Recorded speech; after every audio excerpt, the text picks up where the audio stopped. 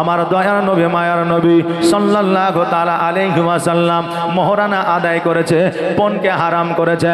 কিন্তু আজকে বর্তমানে আমরা পণকে জায়েজ করেছি, মোহরানাকে হারাম করেছি। জোরে বলেন নাউজুবিল্লাহ। এই জন্য আমি বলতেছি, যখন কোনো বিবাহের কথা ওঠে তখন আপনার মোহরানার কথাটা কিন্তু পরে হয়, কিন্তু পণের কথাটা আগে হয়। এখন মোড়ল মানুষ সঙ্গে গেছে, যাওয়ার পরে বলতেছে এই মোহরানার কথা পরে, আগে কি দিবা আর কি দিবা না এই কথাটা আগে আলোচনা করো। আমি বলবো সর্দার সাহেব, মোড়ল সাহেব, আপনার গ্রামের মানুষ শ্বশুরের কাছ থেকে পড়লে বা আপনাকে 10 টাকাও দিবে না, কিন্তু আপনি যদি কন্ট্যাক্ট করে দেন ওর গুনাহটা আপনাকেও কিয়ামতের দিন নিতে হবে। অতএব ফ্রিতে কেউ গুনাহ নেবেন না। কেউ যদি পণ্য সে নিজে যায় নিবে, সে জবাব আল্লাহর দরবারে দিবে। বাবাজি ভাইরা, আমার নবী পাক সাল্লাল্লাহু তাআলা আলাইহি ওয়াসাল্লাম যখন বিবাহ করেছিলেন খাদিজাতুল কুবরা রাদিয়াল্লাহু তাআলা আনহাকে, তখন আপনার 70টা উট মোহরানা আমার খাদিজাকে আমার নবীজি দিয়েছিলেন। জোরে বলেন সুবহানাল্লাহ। আজকে আমার মায়েদের মর্যাদা আমার নবী বাড়িয়ে দিয়েছে, মায়েদের শান আমার নবীজি বাড়িয়ে দিয়েছে। কিন্তু বিরাদার, আমার মায়েদের এখন এমন চরিত্র ব্যবহার শুরু হয়েছে যে মায়েদেরকে সম্মান করা যায় কিন্তু বিশ্বাস করা যায় না। কেননা কিছুদিন আগে একটা খবর দেখতেছিলাম যে স্বামীর 2টা কিডনি নষ্ট হয়ে গেছে, বিবি সুযোগ পাইয়া সোনাদানার টাকা পয়সা নিয়ে বাপের বাড়িতে গেছে। মালদায় আজকে থেকে 1.5 বছর আগে 2 বছর আগে আপনার অপর ছেলের সঙ্গে যুবকের সঙ্গে পরকিয়া করে, এই জন্য স্বামীকে খাবার দাবার খাইয়ে রাত্রিবেলায় বিছানায় ঘুম দেয়া আপনার কতল করেছে। এই খবরগুলো তো আমাদের শোনা, তাই না? তবে সব মায়েরা সমান নয়। এই আমার মা বোনেরা, তোমাদের মান ও মর্যাদা, শান ও শওকাত আমার আল্লাহ কত বাড়িয়েছে, আমার নবীজি কত বাড়িয়েছে একটু শুনেলে। কারণ হইল আমার নবীজি যখন খাদিজাকে বিবাহ করলেন, বিবাহ করার পরে খাদিজাকে বলেছিলেন, খাদিজা তোমার যে সম্পদ আছে সম্পদগুলো গরিব মিসকিন এতিমের মধ্যে বিলি বন্টন করে দিতে হবে। খাদিজা বলেছিলেন, হুজুর গো সম্পদ তো দূরের কথা, আজকে আপনি যদি বলেন আমার নিজের শরীরের চামড়াগুলো ছিঁড়িয়া আপনার পদতলে বিছিয়ে দিব। জোরে বলেন সুবহানাল্লাহ। আরে আমার মা বোনেরা, খাদিজাও একজন নারী, তুমিও একজন নারী। আমার খাদিজা যদি স্বামীর জন্য নিজের চামড়া স্বামীর পদতলে বিছিয়ে দিতে পারে, আর আমাদের গিন্নিদের, আমাদের বিবিদের যদি বলা হয় 1 গ্লাস পানি নিয়ে এসে, বলবে তুমি নিয়ে এসে খাও, জি তুমি নিয়ে এসে খাও। খাদিজাতুল কুবরা রাদিয়াল্লাহু তাআলা আনহার মতো ব্যবহার চরিত্র গঠন করো, দেখবেন খাদিজার সঙ্গে আপনি জান্নাতে যাবেন। আমার খাদিজা সমস্ত সম্পদগুলো আপনার বিলি বন্টন করে দিলেন, আমার নবীজির সঙ্গে খেজুর গাছের ছাউনিতে আপনার বসবাস করতে আরম্ভ করলেন। নবী আমার বলতেছে, খাদিজা আজকে তোমার বাপের অট্টালিকায় কত সুখ ও শান্তিতে থেকেছ, আজকে আমার জীর্ণ কুটিরে হয়তো তোমাকে সুখ ও শান্তি দিতে পারি না। কারণ হইল আমার খেজুর গাছের ছাউনি, খেজুর গাছের ছাল দিয়ে তোমার বালিশ বানায় দিয়েছি। খাদিজা আমার নবীজিকে বলতেছেন, ইয়া রাসূলুল্লাহ, ইয়া হাবিবাল্লাহ, নবী গো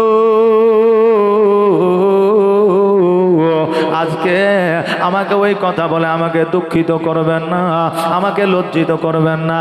কারণ হুজুর গো খোদার কসম করে বলি, আমার বাপের অট্টালিকায় যে সুখ ও শান্তি পেয়েছি তার চাইতে 1000 গুণ বেশি শান্তি আপনার এই খেজুর গাছের ছাউনির তলে পাইতেছি। জোরে বলেন সুবহানাল্লাহ। আল্লাহর নবী, নূরের নবী গো, ভুলিতে পারি না আমি তোমাকে। জোরে বলেন ইয়া রাসূলুল্লাহ।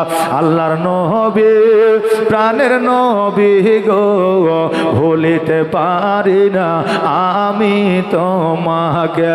দয়ার নবী, প্রাণের ছবি গো, ভুলিতে পারি না আমি তোমাকে। আর তুমি আছো মদিনা, আমি আছি বাংলা, জানি না নবী কবে আল্লাহর নবী দয়ার নবী গো ভুলিতে পারি না আমি তোমাকে দয়ার নবী প্রাণের ছবি গো ভুলিতে পারি না আমি তোমাকে। আমার খাদিজা বললেন হুজুর গো আজকে আপনার খেজুর গাছের ছাউনিতে যে স্বাদ, আপনার খেজুর গাছের ছাউনিতে যে সুখ, সেই সুখ আমার বাপের অট্টালিকার চাইতেও বেশি পাই। জোরে বলেন সুবহানাল্লাহ। আর আজকে আমাদের স্বামী স্ত্রীর মধ্যে ঝগড়া ঝামেলা হইলে টুক কথাতে এই বিবি বলে থাকে তোমাকে বিবাহ করে আমার জীবনটা বরবাদ হয়ে গেছে। আরে আমার মা, আজকে এই কথা যদি তোমার স্বামীকে বলে দাও, এই কথার জন্য আল্লাহ তাআলার হুরেরা তোমার প্রতি লানত বর্ষিত করতে থাকে। জোরে বলেন সুবহানাল্লাহ।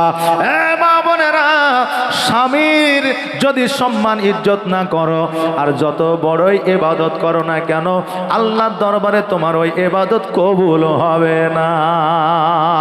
কারণ হইল সন্তানের জন্য পিতামাতার পদতল আল্লাহ জান্নাত বানিয়েছে, আর স্বামীর পদতল স্ত্রীর জন্য জান্নাত বানিয়েছে। জোরে বলেন সুবহানাল্লাহ। একজনকে বলেছিলাম স্ত্রীর একটা জায়গায় বলেছিলাম স্বামীর পায়ের তলে স্ত্রীর জান্নাত। অমনি বাবা একজন মহিলা উঠে বাড়িতে চলে গেছে, স্বামীর পায়ের তল কোদাল দিয়ে খুঁড়তে আরম্ভ করেছে। এখন স্বামী বলছে হারে দেশে জালসা হয়েছে আর আমার পায়ের তল খুঁড়ছিস, কারণ কি? বলছে তুমি বকিও না, চুপ করে শুয়ে থাকো, না হলে খবর আছে। এখন বলছে লক্ষ্মী ভান্ডারও তুই মালিক, স্বাস্থ্য সাথীতে তুই মালিক, রেশন কার্ডেও তুই মালিক, মুখ্যমন্ত্রী একজন মহিলা। অতএব তোদের যখন পাওয়ার চলছে তো যা, তোকে আমি পাওয়ার দিলাম, যা খুশি তাই কর। এবার পায়ের তল আপনার এক মাজা খুঁড়িয়েছে, আইলে গেলছে, চুপ করে বসে আছে। এখন স্বামী বলতেছে বিবি বল না কিসের জন্য আমার পায়ের তলটা খুঁড়ছিস? বিবি বলছে মৌলানা বললো তোমার পায়ের তলে নাকি জান্নাত, স্বামীর পায়ের তলে নাকি জান্নাত, এই জন্য খুঁড়তেছি। আজকে যতক্ষণ জান্নাত না দেখবো অতক্ষণ পর্যন্ত খোঁড়া বন্ধ করব না।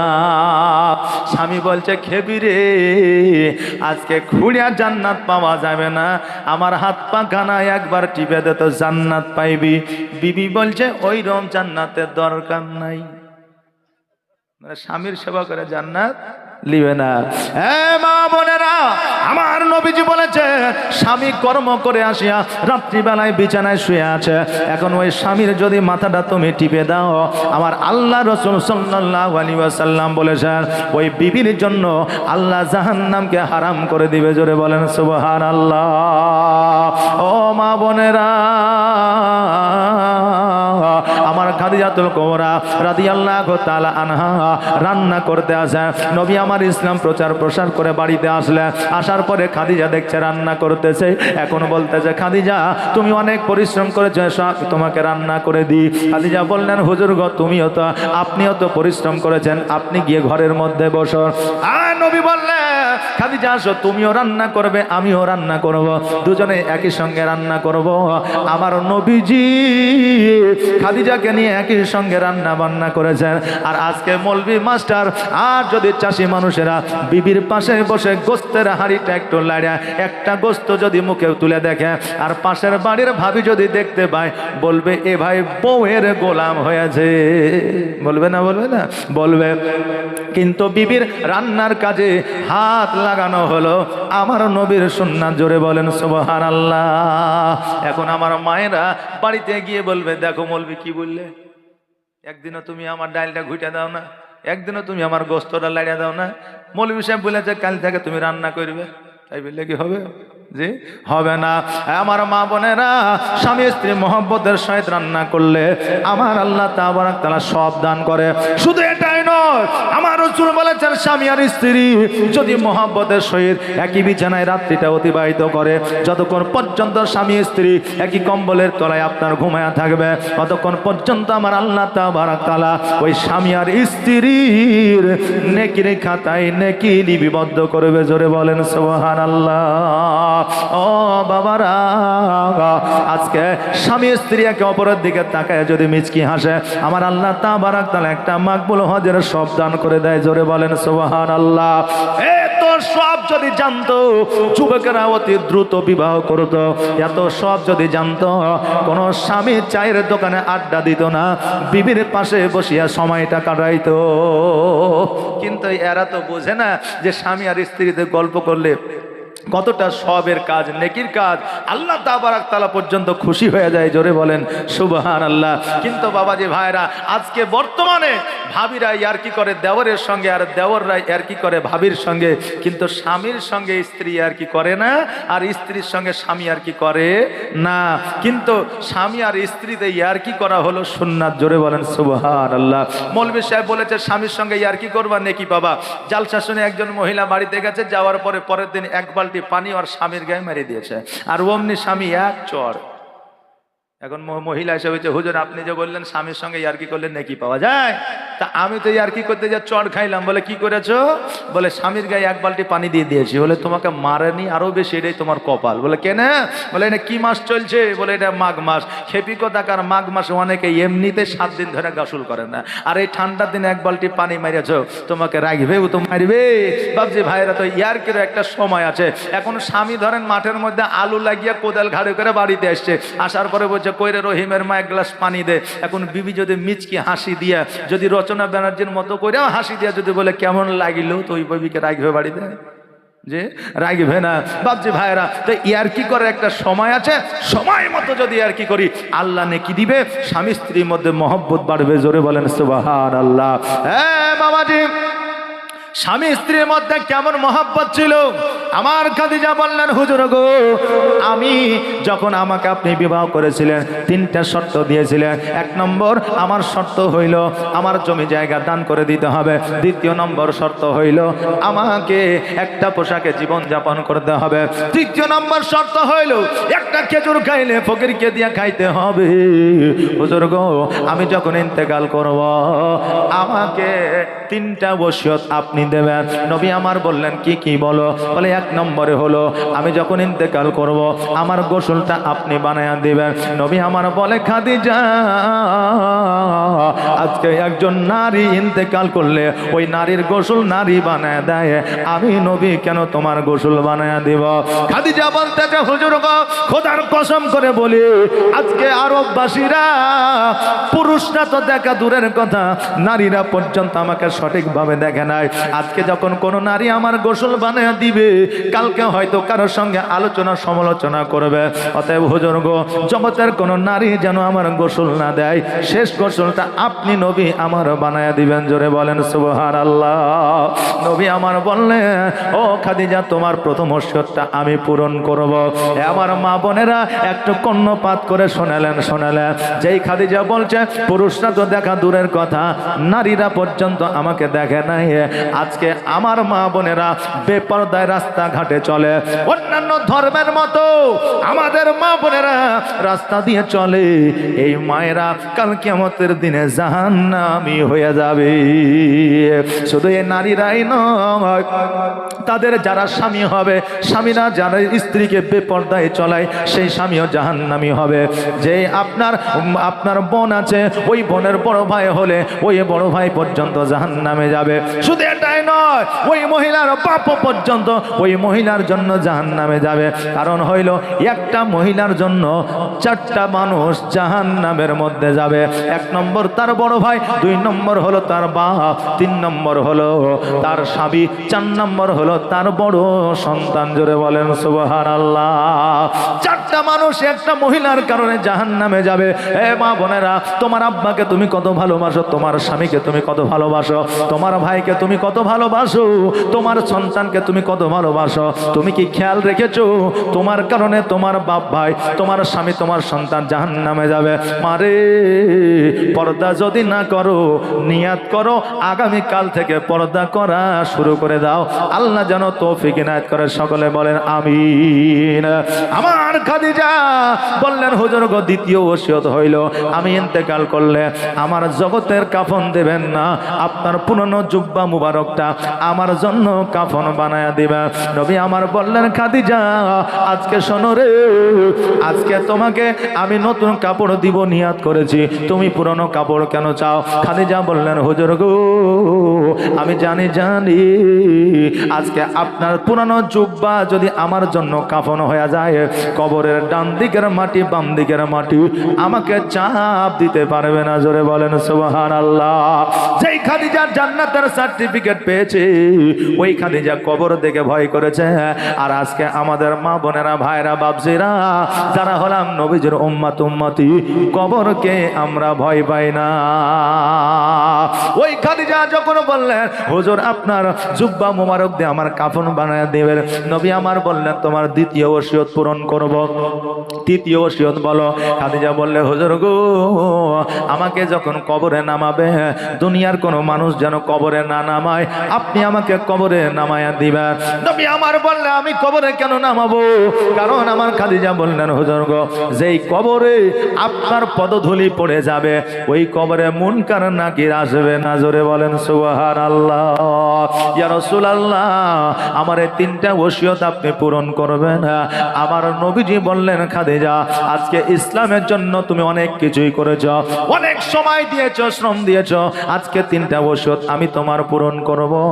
আমার খাদিজা নবীজিকে কেমন ভালোবাসা দিয়েছিল, নবী আমার ওসিয়ত পূরণ করার জন্য রাজি হয়ে গেল।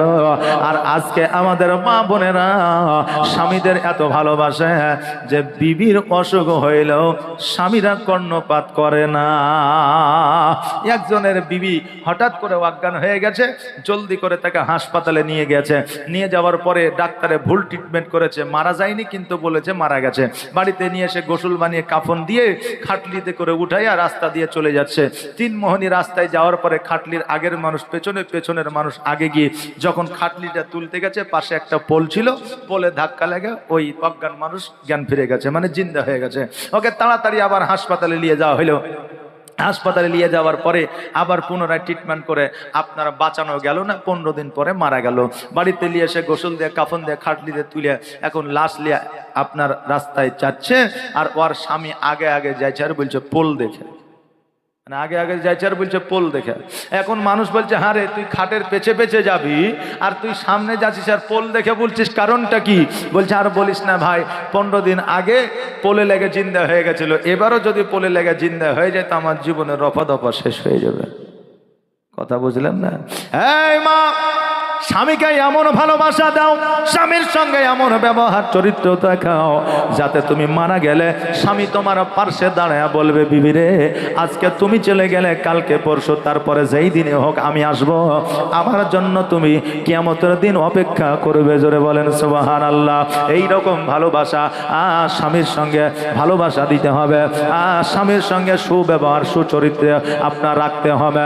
ওরে আমার মা বোনেরা, ওই খাদিজাতুল কুবরা রাদিয়াল্লাহু তাআলা আনহা একদিন আপনার এই জগৎ ছেড়ে পরজগৎ গমন করলেন।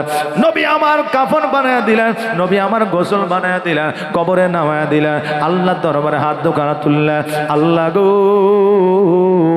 আমার খাদিজার কবরে তুমি জান্নাতের বিছানা বিছিয়ে দাও।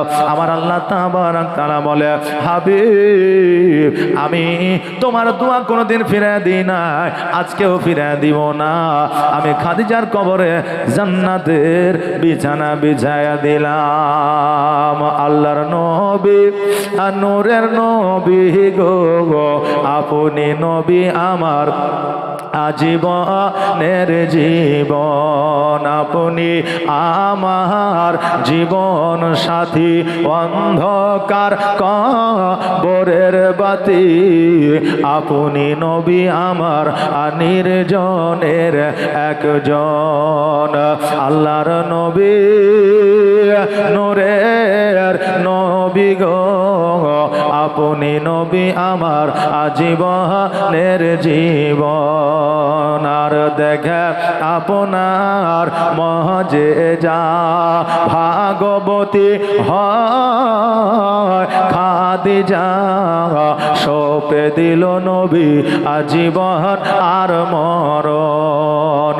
আল্লাহর নবী নূরের নবী গো, আপনি নবী আমার আজীবন আজীবনের জীবন, আপনি আমার জীবন সাথী, অন্ধকার কবরের বাতি, আপনি নবী আমার নির্জনের একজন। আল্লাহর নবী নূরের নবী গো, আপনি নবী আমার আজীবনের জীবন। মা বোনেরা, খাদিজাকে কবরের মধ্যে শায়িত করে দিয়া যখন আপনার দাফন করে দিল, নবী আমার একদিন নয়, 2 দিন নয়, 7 দিন পর্যন্ত খাদিজার কবরের পাশে ছিলেন। এবং আমার আল্লাহ তাবারক তাআলা ডাক দিয়ে বললেন, হাবিব গো, আজকে খাদিজার কবরের পাশে যদি আপনি এইভাবে থাইকা যা, আমি আল্লাহ কিয়ামত এনে দিব। হুজুর আমার নবী পাক সাল্লাল্লাহু তাআলা আলাইহি ওয়াসাল্লাম আল্লাহকে বলে, আল্লাহ গো, রহমাতাল লিল আলামিন হয়ে জগতের মধ্যে এসেছি ইসলামের প্রচার ও প্রসার করার জন্য, অতএব খাদিজার কবর গায়ের মধ্যে আর থাকবো না, ইসলামের প্রচার করার জন্য আমি দেশ ও বিদেশে চলে যাব। জোরে বলেন সুবহানাল্লাহ। ওই নবী আমার কত সুন্দর আখলাক চরিত্র ব্যবহার দেখিয়েছে। 63 বছর পর্যন্ত জগতের মধ্যে জীবন যাপন করেছেন। 63 বছর বয়সে নবী আমার জগৎ থেকে আড়াল হয়েছে। যেই দিন আড়াল হয়ে গেছে, আমার বেলাল রাদিয়াল্লাহু তাআলা আনহু আবু বকরকে বলতেছে, আবু বকর, আমি বেলাল মদিনায় আর থাকতে চাই না। আবু বকর বলে, কেন থাকতে চাও না? মদিনা হলো আমার নবীর দেশ, মদিনা হলো আমার নবীর জায়গা, তুমি মদিনায় কেন থাকতে চাও না? বেলাল বলে, আবু বকর শোনো গো, যেই নবী এই রাস্তা দিয়ে হেঁটেছে, যেই নবী ইমামতি করেছে, যেই নবী আমি আজান দিয়েছি নবীকে আঙুল দিয়ে দেখাচ্ছে, ওই নবী মদিনায় না। আমি বেলাল মদিনায় থাকতে চাই না, কারণ মদিনায় থাকলে আমার নবীকে মনে পড়ে যায়, আর আমার নবীকে মনে পড়ে গেলে আমি বেলাল সহ্য করতে পারি না। ও গো দিবানা হইয়া ডাকি তোমায়, সারা দাও না গো একবার। ও গো পাগল হইয়া ডাকি তোমায়, সারা দাও না গো একবার। আর প্রথম যেদিন আসিলে ভবে, আর জিন্ন ইনসা দরুদ পড়ে কত গৌরবে। আর প্রথম যেদিন আসিলে ভবে, আর জিন্ন ইনসা দরুদ পড়ে কত গৌরবে। যাক রহমতের সীমানা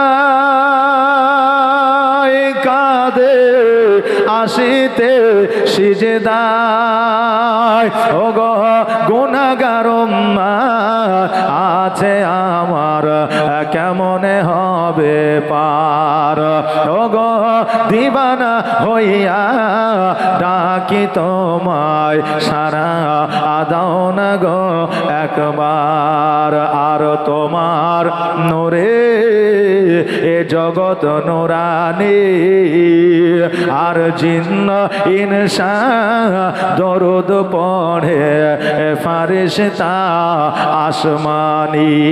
যাক রহমতের সীমানা কাঁদে আসিতে সিজদায়, ও গো গুনাহগার উম্মত আছে আমার, কেমনে হবে পার। ও গো দিবানা হইয়া ডাকি তোমায়, সারা দাও না গো একবার। ও গো পাগল হইয়া ডাকি তোমায়, সারা দাও না গো একবার। বেলাল বলে, আবু বকর আমার নবীকে এত ডাকি তবুও নবীজিকে পাই না, নবীর সম্মুখে আমি নবীকে দেখতে পাই না। এই জন্য মদিনায় থাকতে চাই না, কারণ মদিনায় নবী খেয়েছেন, মদিনায় নবী বসে যায়, মদিনায় নবী চলে যায়, এগুলো যখন দেখি আমি বেলাল সহ্য করতে পারি না। এই জন্য আমি বেলাল মদিনায় আর থাকতে চাই না। বেলাল মদিনা ছেড়ে দিয়েছে আমার নবীর শোকে। শুধু বেলালই নয়, আমার নবী এই জগৎ ছেড়ে পরজগৎ যখন চলে গেছে, একদিন নয়, 2 দিন নয়, 7 দিন পর্যন্ত মসজিদে আজান হয় নাই, নামাজ হয় না, মানুষের বাড়িতে বাড়িতে খাবার হয় নাই। ছোট্ট ছোট্ট বাচ্চারা পর্যন্ত মায়ের কাছে জীবনে কোনোদিন মায়ের কাছে আপনার 7 দিন পর্যন্ত দুগ্ধ পান করার জন্য পর্যন্ত কাঁদে নাই। জোরে বলেন সুবহানাল্লাহ। যখন 7 দিন অতিবাহিত হয়ে গেল, ইমাম হাসান হোসেন চিন্তা করে, ভাই রে, আজকে বেলাল আজান দেয় না, সাহাবীরা নামাজ পড়ে না, কারণ নামাজ না পড়লে এমন একটা দিন আসবে যেই দিন নামাজ মানুষ পড়বে না, রোজা রাখবে না, মসজিদে আজান হবে না। ও ভাই, আজকে যে কেউ আজান দিলে হবে না, বেলালকে খোঁজো। বেলাল যদি আজানটা দেয়, মানুষ আবার পুনরায় আসবে নামাজের জন্য। হোসেন বলল, ভাই বেলাল তো মদিনায় নাই, কারণ বেলালকে তো মদিনায় খুঁজে পাওয়া যায় না। বলে যে জায়গায় আছে চলো আমরা খুঁজে বাহির করে। ইমাম হাসান হোসাইন 2 ভাই যেন বেলালকে খুঁজতে আরম্ভ করলে। খুঁজতে খুঁজতে দেখছে যেন একটা জায়গা জঙ্গলের মধ্য থেকে একটা যেন আওয়াজ আসে, নবীর কলেমা তৈয়ব, লা ইলাহা ইল্লাল্লাহ, লা ইলাহা ইল্লাল্লাহ, লা ইলাহা ইল্লাল্লাহ মুহাম্মাদুর রাসূলুল্লাহ। আমার ইমাম হোসেন বলল, ভাই গো, এই যে আওয়াজটা পাওয়া যায়, এই আওয়াজটার অন্য কারণ নয়, এই আওয়াজটা হলো বেলালের আওয়াজ। এই বেলালের আওয়াজ আরববাসীরা এমন কেউ ছিল না যে জানতো না। ইমাম হাসান হোসাইন জঙ্গলের মধ্যে গেলেন, যাওয়ার পরে দেখছে যেন বেলাল আমার নবীজের কালমা পড়তেছে। এবার হোসাইন বলতেছে, কি ব্যাপার, তুমি মদিনা ছেড়ে এই জায়গায় এসেছো, আমার নবীর কালমা পড়ো, মদিনায় কি তুমি আর যাবা না? বেলাল বলল, ও হোসাইন, কারণ মদিনায় গেলে আমার নবীজিকে স্মরণ হয়ে যায়, আর আমার নবীকে স্মরণ হয়ে গেলে আমি বেলাল সহ্য করতে পারি না। তোমার মতো এত ভালো, তোমার মতো এত ভালো কেউ তো আমায় বাসে না, তাই তো নবী আমি তোমার দিওয়ানা, তাই তো রসুল আমি তোমার দিওয়ানা। তোমার মতো এত ভালো, তোমার মতো এত ভালো কেউ তো আমায় বাসে না, তাই তো নবী আমি তোমার দিওয়ানা। ওকে শুনেছি কিতাবের লেখা,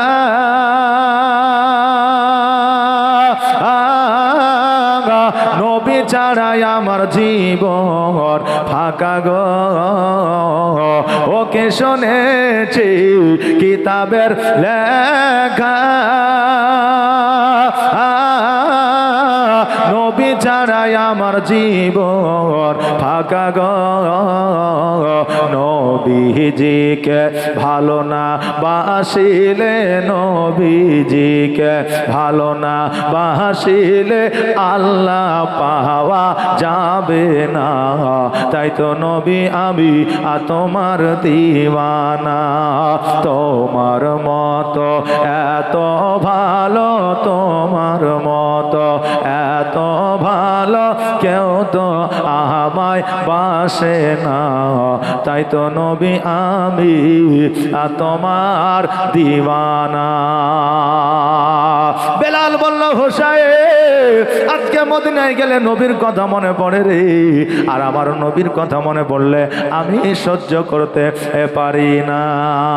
হোসেন বলল, বেলাল আজকে সহ্য করতে পারো না না পারো, কিন্তু তোমাকে মদিনায় যাইতে হবে, আজান তোমাকে দিতে হবে, কারণ তুমি আজান না দিলে কেউ নামাজের জন্য আসবে না, নামাজ হবে না। বেলাল বলল, হোসাইন তুমি যখন বলতেছো আমাকে যাইতে হবে, কারণ আমার নবী বলে দিয়েছে ইমাম হাসানের কথা যারা মানলো তারা যেন আমার কথা মানলো, ইমাম হাসানকে যারা অমান্য করলো তারা যেন আমাকে অমান্য করলো, এটা বেলাল আমি জানি। অতএব হোসাইন তুমি যখন বলতেছ চলো চলো আর দেরি করব না, আমার সোনার মদিনা, আমার প্রাণের মদিনা, আমার দয়ার মদিনা, আমার কলিজার মদিনা, যেই মদিনায় শুয়ে আছে, যেই মদিনায় শুয়ে আছেন হাবিবে রব্বানা, আমার জানের মদিনা, আমার প্রাণের মদিনা, আমার দয়ার মদিনা, আমার কলিজার মদিনা। কত হাজি হজ করিতে গেল মদিনাতে, কত হাজি হজ করিতে গেল মদিনাতে, তবু মদিনা থেকে, তবু মদিনা থেকে হাজিদের জান ভরে না, আমার সোনার মদিনা, আমার প্রাণের মদিনা, আমার দয়ার মদিনা, আমার কলিজার মদিনা, যেই মদিনায় শুয়ে আছেন, যেই মদিনায় শুয়ে আছেন হাবিবে রব্বানা, আমার জানের মদিনা, আমার প্রাণের মদিনা। যেই মদিনায় একবার দেখে মন ভরে না, ওই মদিনার দিকে বেলাল রওনা হয়ে গেলেন ইমাম হাসান ও হোসেনকে লইয়া। এবার আমার বেলাল ইমাম হাসান হোসেনকে লইয়া মসজিদে পৌঁছালেন। হোসেন বলল, বেলাল জলদি করে গোসল বানায় নাও, পবিত্রতা অর্জন করে নাও, উজু বানায় নাও। গোসল করলেন, উজু বানাইলেন, মিম্বারের উপরে উঠে গেলেন। মিম্বারের উপরে উঠে যাইয়া আমার বেলাল যেন আজান শুরু করলেন, আল্লাহু আকবার, আল্লাহু আকবার, আল্লাহু আকবার, আল্লাহু আকবার, আশহাদু আল্লা ইলাহা ইল্লাল্লাহ, আশহাদু আন্না মুহাম্মাদ রাসূলুল্লাহ। যেমনই বলেছেন অমনি জানো বাবা বেলাল অজ্ঞান হয়ে জমিনের মধ্যে পড়েছে। জোরে বলেন সুবহানাল্লাহ। সঙ্গে সঙ্গে হোসাইন রাদিয়াল্লাহু তাআলা আনহু লোটায় করে পানি নিয়ে গিয়ে বেলালের মুখে সেটা দিয়েছে, আবার যেন জ্ঞানটা ফিরে গেছে। বেলাল দুই চোখের পানি ছেড়ে দিয়ে বলে, হোসাইন আমার নবীর কথা বড় মনে পড়ে রে, আমার নবীর কথা বড় স্মরণ হয় রে। আজকে আজান দিতে গেলে নবীকে দেখতে পাই না, এই জন্য আমার আজান হয় না, আমার দ্বারা আজান দেওয়া সম্ভব হবে না। হোসেন বলল, বেলাল আজকে কেন কিয়ামত পর্যন্ত যদি তোমার আজান দিতে গিয়ে অজ্ঞান হয়ে যাও তবুও তোমাকে আজান দিতে হবে, মওত যদি হয়ে যায় তবুও তোমাকে আজান দিতে হবে, কারণ তুমি আজান না দিলে কেউ মসজিদে আসবে না। আবার দ্বিতীয়বার বেলাল আজান দেওয়ার জন্য উঠলে, আবার যেমনই আশহাদু আন্না মুহাম্মাদ রাসূলুল্লাহ বলেছেন অমনি যেন বাবা অজ্ঞান হয়ে জমিনের মধ্যে পড়ে গেছে। বেলাল আবার যেন জ্ঞান ফিরল। তৃতীয়বার আবার বেলাল আজান দেওয়ার জন্য দণ্ডায়মান হলেন। এবার তৃতীয়বারের জন্য আপনার আজানটা যেন কমপ্লিট করলেন। জোরে বলেন সুবহানাল্লাহ। সাহাবীরা আসলো, তারা মনে মনে ভাবলো বেলাল যখন আজান দেয় নবী হয়তো ফিরে এসেছে, কিন্তু মসজিদে আসার পরে দেখে নবী নাই, নবী নাই। সবাই যেন চোখের পানি ছেড়ে দিয়ে কান্দে, বলে নবী নাই, আজান তো হয়েছে, নামাজ কে পড়াইবে? সবাই বলল আবু বাক্কারকে প্রথম খলিফা বানিয়ে গেছে, অতএব আবু বাক্কার নামাজ পড়াবে। জোরে বলেন সুবহানাল্লাহ। ওই মসজিদে আবু বাক্কার সিদ্দিক রাদিয়াল্লাহু তাআলা আনহু আপনার ইমামতি শুরু করলেন, নামাজ পড়লেন, নামাজ কমপ্লিট করলেন, আবার পুনরায় আপনার নামাজ চালু হয়ে গেল। আজকে বাবা আপনারা যে জালসার আয়োজন করেছেন, জালসার ব্যবস্থা করেছেন, এটাও কিন্তু মসজিদের উন্নতি করবে।